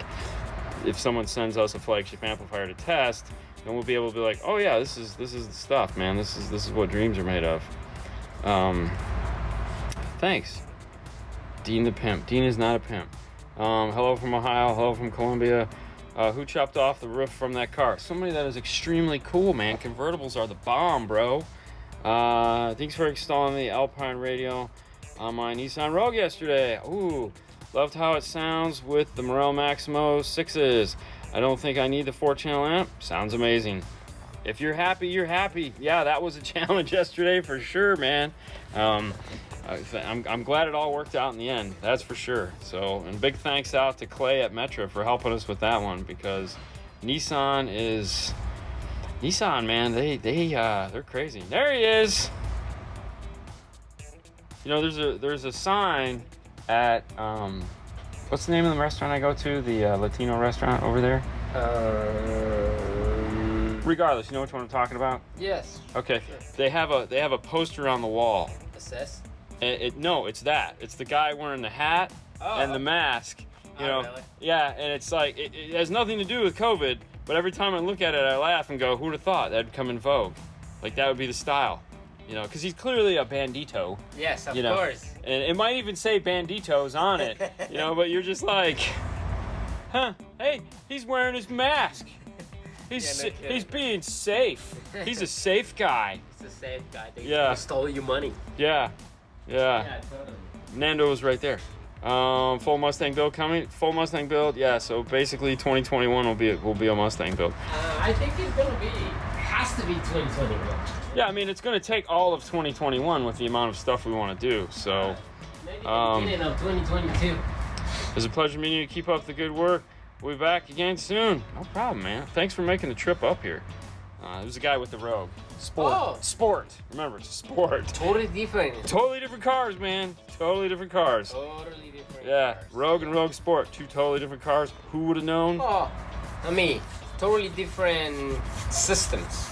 Yeah. Because the car is car's the same. The same. But the electronics are totally different. Electronics are different, yeah. Yeah. Yeah. But it's okay, I got it. Finally doing an install. We haven't done anything yet, but we have a plan. We have a whole bunch of... So one of the reasons... All right, so we'll talk about it, right? One of the reasons why we got the Mustang was, for one, it has a 3-way set, so we'll be able to put the Morels in there, because that's what they gave me. So we're going to put those in. 2, it's iData compatible on both aspects. So it's iData compatible for the radio, and it's iData compatible to go and replace the factory amplifier, which is important because we have a ton of amplifiers that are iData compatible that we've been dying to test that we're going to be able to do. And of course, if we decide to put a radio in it at some point, we can use the MFT1 kit and put the new radio in, no problem. I don't think the radio swap is going to happen anytime soon because I'm not there yet to where I want to do that, but being able to do AR into all the amplifiers, processors, and DSPs that I want to do is more the exciting part. So at some point, we'll be moving this along. We have a lot of things we want to do in it. Plus, there's, I gotta get wheels and tires and other stupid stuff that I want to get. Like, I don't want the logos on it because, like, I hate logos unless they're cool. Logos? The stupid pony logo on it. That's got to come off. We got to put a new grill on it. Yeah. Anyways. Rims are coming. Rims are coming, of course, right? What else are coming? I don't know. I haven't ordered anything yet. Oh, really? You gonna compete with the Mustang? Nope. Yes, we're going to compete. Compete to get it done. It's gonna be a race to get it done. We're competing with the clock. Oh my gosh, right? Hi, Nando. What's up? Will there be a GS9 or a Kenwood for a source unit in the Mustang? It's gonna be the factory source unit for right now. Rogue and Road Select are different in the remote start world too. Silly cars. Yep. Yeah, they are silly cars. Yep. I mean, they're totally, dude, it's a totally different wiring harness. It's totally different wires. The one nice thing is, thanks for him bringing it in, because we were able to confirm steering wheel functionality for Metra, because they listed it as non-doable, meaning they didn't have anything for it. And because we had it in the bay, we were able to test it, we were able to get it to work, we were able to validate the steering wheel controls functioning. So now everyone else with a 2019 Rogue Sport can have steering wheel controls. So it worked out really good. Clay's the man. Have you played with the JL Audio VX1005i? I have not played with the 5-channel. We've only played with the 8-channel. I'm assuming it's very similar. Similar software. Yeah, the software is identical. Yeah. But no, VXIs, man, they're the bomb. That's JL makes an awesome DSP amplifier. Nando, I pulled my hybrid crossovers and I'm running them active on my D4.900. It is crazy loud and clean. Nice. He had mentioned earlier while you were gone that he can't believe how you want to put more power on them. Oh. But he doesn't understand you the way that I understand you, so. Hey man, more power the better. Circuit breaker for 1 ohm, 200 or 3 amp. I'm not a circuit breaker guy. I don't do circuit breakers. The only time that a circuit breaker goes into anything is on a boat, because if you're stranded out somewhere, you need to be able to get to shore. A circuit breaker will allow you to hopefully limp back home, but in a car, you get a fuse, and that's it. That's no breaking of circuits going on unless it's poof and you got to buy a new one. So, Mandalorian logos, of course. We just haven't figured that out yet. We're working on it. Dude, it's only been a week, so we're still trying. Actually, yeah, it's exactly a week. I bought it a week ago today, so.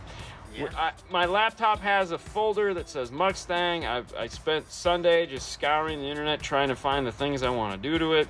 So, just be patient with us. Yeah. Delete badges and black it out. It's already black. We are gonna delete them. I've already found the deleted grills that I like, so we're gonna do that. We're gonna do the one in the back. They make dude, they make so many parts, man. It's like, oh yeah, it's silly. It hurt my head. I was just like, Sunday, I was like, I got a headache. I need to stop. But yeah, yeah, there'll be some kind of mod to fame for mods. Yeah, there you go. I'll definitely check it out. Come on, Dean, throw a few Orion Extreme amps in there, old school. I mean, I have a 225 and a 250 HCCA thanks to Fro, but no, that's not gonna happen. Recommendation for a 2018 Honda Accord. I want to put a sound system in it. Stay in Oakland, California. Just go watch our Honda Accord videos. I mean, we have, I think, 2 or 3 at this point. Oh yeah. Plenty. Both of them are out there. Maximo Ultras. Maximos were really popular in those. They sound really good. Reasonably priced, but yeah, it's a nice fit. How to add an LOC in a 2017 Passat? It depends where you want to tap it into, but I mean, you're going to go to the speaker. I will say this, that at the end of the month, oh no, DVW2. I wonder what the DVW2 does. I think you could add I think you got to go to the DSR1 for that though. If you're just gonna add the high level, you just tap the speaker. I mean, there's no load resistance on it, I don't believe. Yeah, it's not anything crazy. Then again, well, if it has the fender system, it could be. Yeah. But I upgraded a 250 diesel. I hate badges. Had them off the next day. You know, I haven't even looked at the back of my car to see if there's a dealer sticker on there. I don't think there is. Not in the license plate? The license plate is my old one. That's chrome. Okay. It looks terrible. No, but I'm saying, you know, normally they give you a license plate. It was pink because it's Breast Cancer Awareness Month. And the guy goes, "You want your pink?" I go, "No." Oh, dude, I shouldn't. No. I want it. Have you no, we have not used that brand of deadener. Dude, we're strictly, like, we're loyal, man. We use either Stinger or we use the Ground Zero stuff.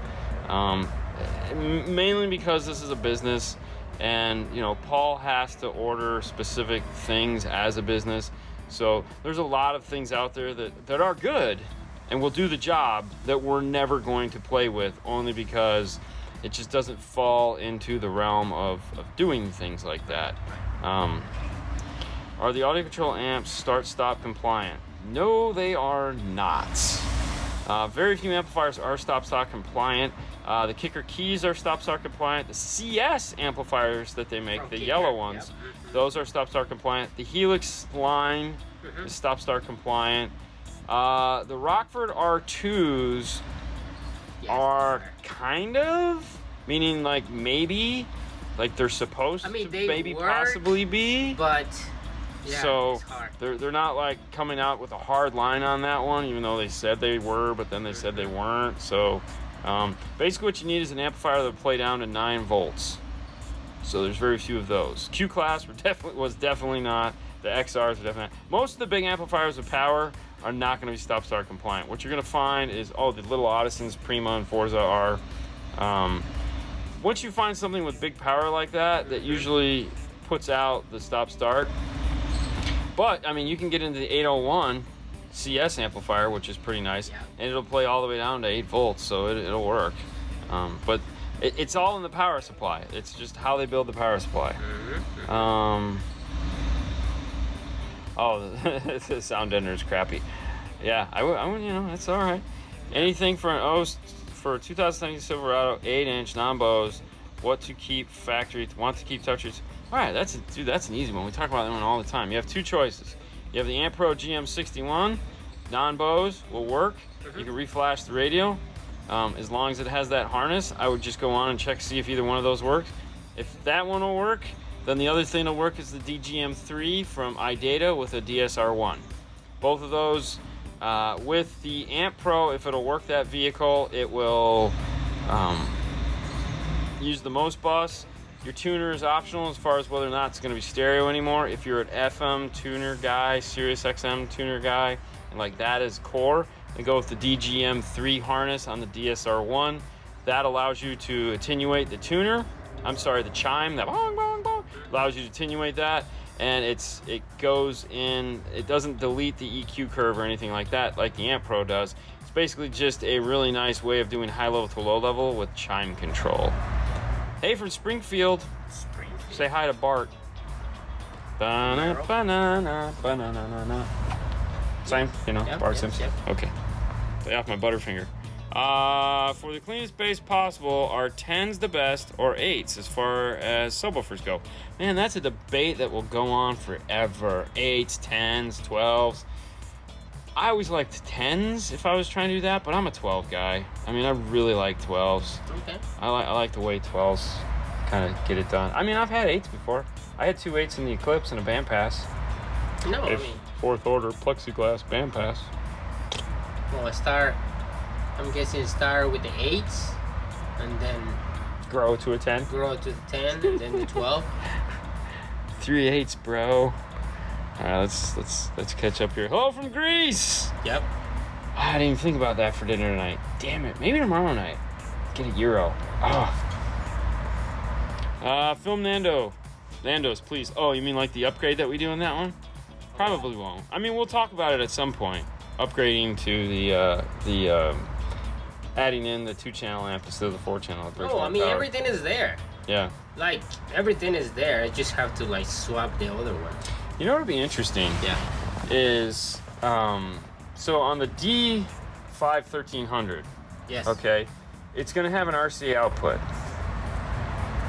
So it's going to be 3 RCA ins, 1 RCA out. So I wonder if we can do the same thing, meaning use that RC output to go, you know, obviously we'll be able to tell it what we want to feed it, but use that to go to an ACM or something like that for... Yeah, because you can control it. I mean, still. Yeah. I don't know, just thinking about... Yeah. I know. They need a 400, they need a 500, they need a 500 by 1. Audio control needs a 500 by 1, and they made a 404. That's like 75 by 4. Oh, they need ACM? Yeah, they need 2 more ACM amplifiers. One that is a bigger, or a 504. They need a 504 and a 501. That would be perfect, because it's halfway between the 300 and the 800. They need that 500 watt. Who agrees with me on that? Should we get audio control, ACM, 504, 501? If you think that's the, like, yes, that would be awesome. Just text Chris Bennett. Bro, we need 500 watt amps, a 4-channel and a mono block. I told him the other day when I talked to him, he called me about something. I was like, dude, we need a 500 watt ACM, because like the 300 is too small, the 800 is too big. For not ever, I mean, don't get me wrong, 800 is not too big, but when you're just trying to do like that medium, 500 watts is like awesome. Yeah. I mean, it's like that is the go-to size. I need a 1000 by 4. Well, so the reason why they never came out with the ACM 5-channel amp is because you can buy the 404 and you can buy the 300, the 4.300 and the 1.300, and then they make a panel that screws on top of them to make it a 5-channel amplifier. So they never actually came out with a 5-channel. Yeah. But I would like ACM DSP 500 watts. I mean, no DSP, just straight amps. Because let's be honest, not everyone understands the concept of DSP, and like a 504, that would price it. I think that would kind of shoot its wad. Because I mean, you could just do a DM608 and be fine with that. I mean, you can add anything. I saw that one, by the way. Mama always said, they said tell Metro to adjust their phone system's DSP to emulate voice delay. Oh, yeah. But they would just tell you to turn it down. Just turn it down, it'll go away. Yeah. Just turn it down, the echo goes away. Use your phone when you want to talk. Yeah. That's what these phones are made for. Yeah. Just turn it down, it goes away. No, but hey, man. I'm working on it. Any good installers in Cali? There are a ton of good installers in Cali. Tons. It just depends where you live. It's like me recommending somebody an installer when they live. I mean, it's literally the state is so huge. Is there, I mean, Anthony's there, Gary's there, Jaime's there. I can't even pronounce it. Agora Auto Sounds. But there again, it just depends where you're at, because it's such a big state. JT is there. Oh, JT Torres, yeah. Oh, dude, you got some talent there. Tons of people. But the problem is where you live. Yeah. Like anything else, it's where you live. Because everything there is an 8-hour drive, even if you have to go 8 miles. I mean, all right, what do we got? All right, let's do one more, and then we got to get out of here. Auto sound innovations too. There you go. Our 6 and 8 channel amps gaining popularity nowadays. In my mind, 8 channel? 8 channel is awesome. Yeah. The problem is, right now they're all so small. It's 70 by 8, you know. So they're fine if you pair them up with the right speakers, and that's the problem. Because someone will come in and they'll want to set a Focal Flax, and they'll want an 8 channel, and it's like a Forza isn't really going to do those things, you know, crazy loud. So we need like 100 by 8 or 120 by 8. Helix V8, yes, exactly. So yeah, they're getting there. I'm a big fan. I mean, I want more 7 channels, but I want a 7 channel that doesn't have a sub. I want 3 across the front, you know, so we can do center channels. So 7 and 7. All right, guys, listen, we're going to end it there. It's been 5 minutes of 5 stars. Thanks so much for tuning in today. Don't worry, tomorrow night. Yeah, you can say all you want. The Zen9's not going on anything. Fernando mentioned that one today, too. Tomorrow night is Saturday at 6 o'clock Eastern Standard Time. Make sure you head over to the YouTubes. We'll be doing some Q&A there, talking about fun things, ending the week in style with us. Yes, that's right. You guys have a wonderful day. We'll see you tomorrow. Bye, guys. Bye.